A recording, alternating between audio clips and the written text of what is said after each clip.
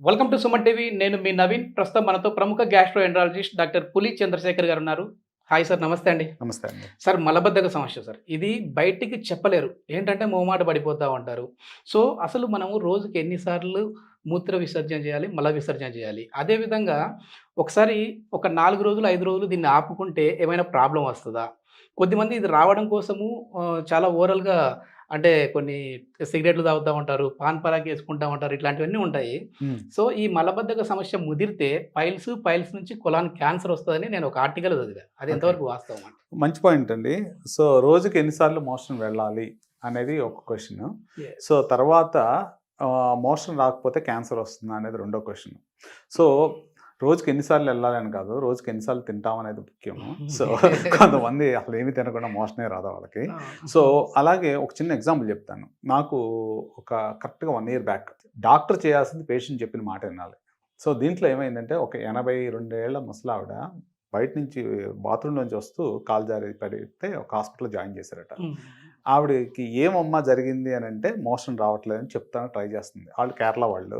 Okay. ఇంక తెలుగులోనే మాట్లాడుతున్నారు.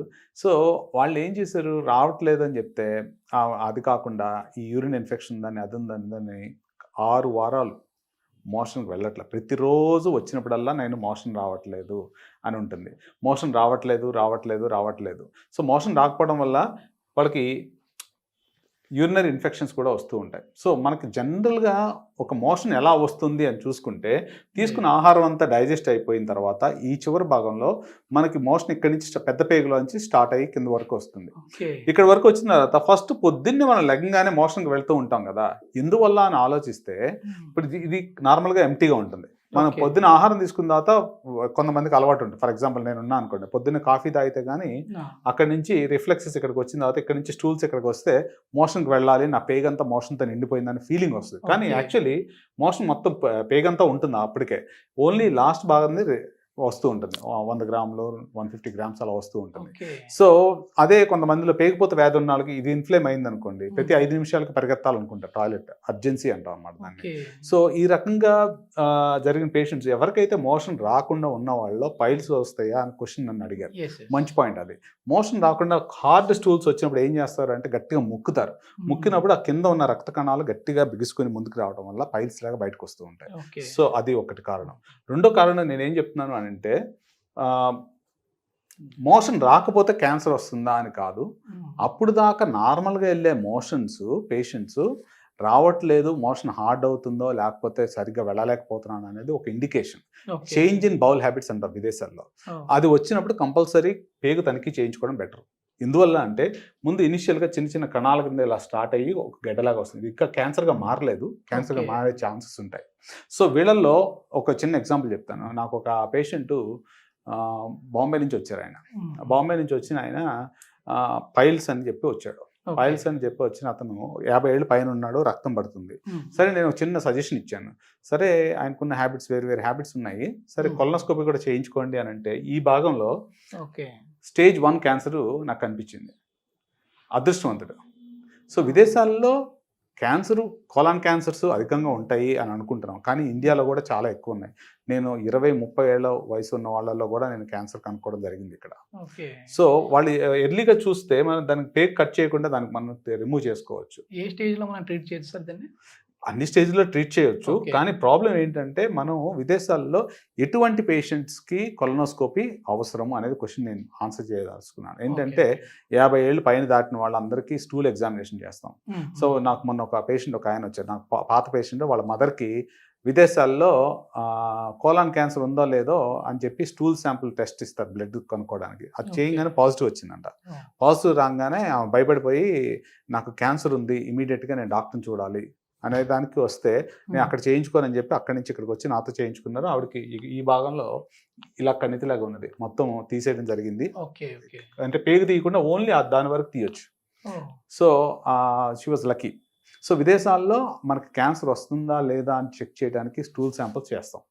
50 ఏళ్ళు దాటిన వాళ్ళకి కొలనోస్కోపీ ఒకసారి చేస్తే మళ్ళీ 5 ఏళ్ళ తర్వాత మళ్ళీ చేయించుకుంటారు అక్కడ. ఓకే. లేకపోతే రక్తం మలంలోంచి రక్తం పడిన వాళ్ళకి, లేకపోతే అప్పుడు దాకా రోజు ఒకసారి వెళ్ళిన వాళ్ళు రోజుకు 10 సార్లు వెళ్తుంటే వాళ్ళు కూడా చేయించుకుంటూ ఉంటారు. లేకపోతే బరువు తగ్గిన వాళ్ళు కూడా చేయించుకుంటూ ఉంటారు. So okay. దీన్ని కోలాన్ క్యాన్సర్ స్క్రీనింగ్ అంటారు. నేను ఎవ్రీ ఇయర్ ఒకసారి మార్చిలో, ఇది కోలాన్ క్యాన్సర్ అవేర్నెస్ అని ఉంటుంది.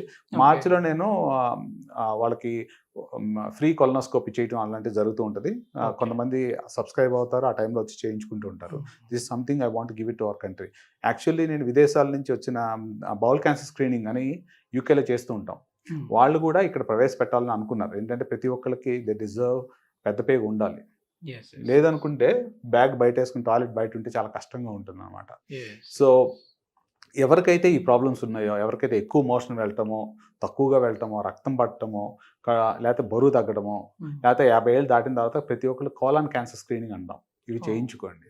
సో దానివల్ల మనకి క్యాన్సర్స్ అవాయిడ్ చేసుకోవడానికి ఎర్లీగా ఉంటే ఒకసారి తీసేసాం అనుకోండి, వాళ్ళలో ఇంక మళ్ళీ క్యాన్సర్ రాదు 5 ఏళ్ళ వరకు. మొత్తానికి నిర్లక్ష్యం అయితే చేయకూడదు. అంటే ఒకవేళ సరిగా మరీ ఎక్కువ మోషన్ అయిన ప్రాబ్లమే, అట్లా అని చెప్పేసి అవ్వకున్న ప్రాబ్లమే. అది ఏజ్ బట్టి ఫ్యామిలీ హిస్టరీ కూడా చాలా ఇంపార్టెంట్. మర్చిపోయాను నేను. కొంతమందికి నాకు మొన్న ఎవరికి వచ్చేసాను 18 ఏళ్ళ బాబుకి, వాళ్ళ ఫ్యామిలీ మొత్తానికి క్యాన్సర్ ఉండే. సో ఇంకో ఒక అతను బెంగళూరు నుంచి వచ్చాడు. అతని వయసు 32 ఉంటుంది. మొత్తం నోటి దగ్గర కాడి నుంచి మలం వరకు క్యాన్సర్. అతనికి ఆల్రెడీ సహం పేగు తీసేశారు, ఇంకో సహం పేగు మాత్రం ఉంది, అది కూడా తీసేస్తా అన్నారు, బ్యాగ్ పెడతా అన్నారు. అతను నాకు అలా వద్దు అని చెప్పి ఇక్కడికి వచ్చి చాలా ఉన్నాడు. మొత్తం అంతా చిన్నగా కొద్దిగా పెద్దవి ఉన్నాయి. మొత్తం అన్ని ఒకే సిట్టింగ్లో తీయలేక 2 సార్లు తీయాల్సి వచ్చింది. అలా కొంతమంది ఫ్యామిలీ హిస్టరీ ఉంటుంది. ఆ ఫ్యామిలీ హిస్టరీ ఆఫ్ క్యాన్సర్స్ ఉన్న వాళ్ళు కూడా స్క్రీనింగ్ చేయించుకుని ఎండోస్కోపీ ద్వారా మొత్తం ఈ క్యాన్సర్ కంటిని మొత్తం తీసుకోవచ్చు. ఓకే. ఎట్లాంటి జాగ్రత్తలు తీసుకోవాలి సార్? అంటే మనం తీసుకునే ఫుడ్ హ్యాబిట్లో కావచ్చు, లేదంటే మనకున్న అలవాట్ల వల్ల కావచ్చు, లైఫ్ స్టైల్ కావచ్చు, ఎట్లా ఉండాలంటారు? మంచి పాయింట్ చెప్పారు. సో ఈ కోలాన్ క్యాన్సర్ ఎవరెవరిలో వస్తుంది అనే క్వశ్చన్ ఆయన తర్వాత లైఫ్ స్టైల్ మోడిఫికేషన్స్ అంటే ఎలా ఉండాలి. సో ఫైబర్ డైట్ ఎక్కువ తీసుకున్నాం అనుకోండి, కూరగాయలు ఒకప్పుడు మనం బాగా తినేవాళ్ళం, అలాంటివి మంచివి. తర్వాత ఫ్రూట్స్, విటమిన్ సిలో ప్రతి ఫ్రూట్లోనూ యాంటీ ఆక్సిడెంట్, క్యాన్సర్ రాకుండా ఉండే తత్వం ప్రతి పండులోనూ ఉంటుంది. అది ఈ try to eat that one. Number 3, వయసు దాటిన 50 ఏళ్ళు దాటిన తర్వాత ఒకసారి కొలనోస్కోపీ చేయించుకొని ఏం ప్రమాదం ఏమి ఉండదు, చాలా simple procedure. So you'll have a better outcome. అప్పుడు లేదనుకోండి, క్యాన్సర్గా మారడానికి కొన్ని సంవత్సరాలు పడుతుంది. ఒకసారి చూసినప్పుడు లేదంటే మళ్ళీ it may take like 4-5 years. అందుకు మళ్ళీ 5 ఇయర్స్ తర్వాత మళ్ళీ రిపీట్ చేస్తూ ఉంటాం అలాంటివి. సో ఎక్కువ హైడ్రేషన్, నీళ్ళు ఎక్కువ తీసుకోండి. అలాంటివన్నీ మంచిగా, అంటే these are the good lifestyles that you should follow. Screening ఒకటి, plenty of water, fibre diet. Okay. ఇందాక మంది అడిగారు రంగులు వేసుకోవడం. ఆ రంగులు ఆపేయండి. రంగులు వేసుకుంటే కంపల్సరీ ఇక్కడి నుంచి రంగు పడుద్ది. దాన్నే క్యాన్సర్ అంటారు. ఓకే. చాలా మంచి ఇన్ఫర్మేషన్ సార్. ప్రతి ఒక్కరికి ఉపయోగపడే వీడియో. సో ఇది అందరికీ రీచ్ అయ్యేలా షేర్ చేయండి. Thank you sir. Thank you very much.